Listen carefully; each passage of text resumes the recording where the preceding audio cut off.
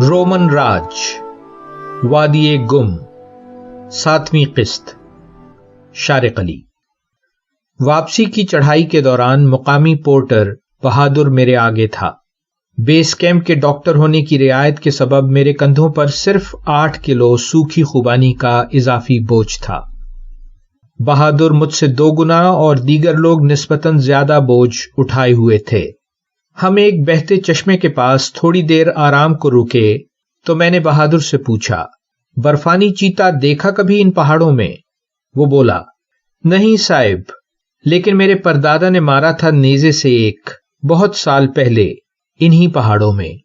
یہ سن کر مجھے روم کا کولوسیم یاد آ گیا، جس کی تعمیر 80 صدی عیسوی میں مکمل ہوئی تھی اور جس میں غلام جنگجو گلیڈیٹر سینکڑوں تماشائیوں کے سامنے وحشی درندوں کے ساتھ مارنے یا مر جانے کا خونی کھیل کھیلنے پر مجبور ہوتے تھے۔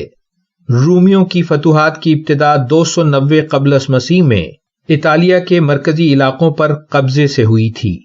تقریباً 400 سالوں بعد یعنی 117 صدی عیسوی میں یہ فتوحات اسپین سے لے کر خلیج فارس تک اور انگلستان سے لے کر شمالی افریقہ تک پھیل چکی تھیں۔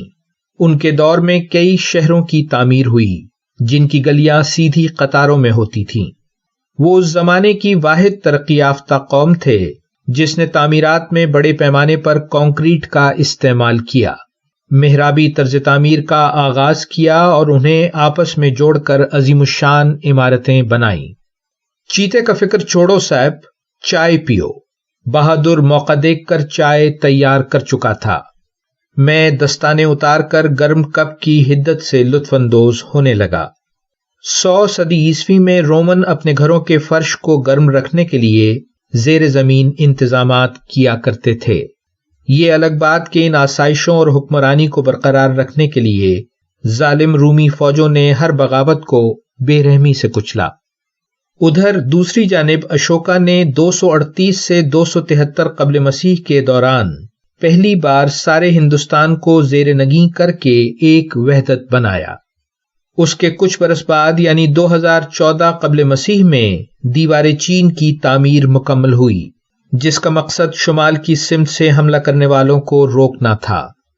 رومی دور حکومت میں حضرت عیسیٰ 4 قبل مسیح سے لے کر 33 قبل مسیح تک فلسطین میں قیام پذیر رہے۔ مصلوب ہونے کے بعد ان کے پیروکاروں نے عیسائیت اور ان کی تعلیمات کو سلطنت رومی کے زیر اثر علاقوں میں دور دور تک پھیلا دیا۔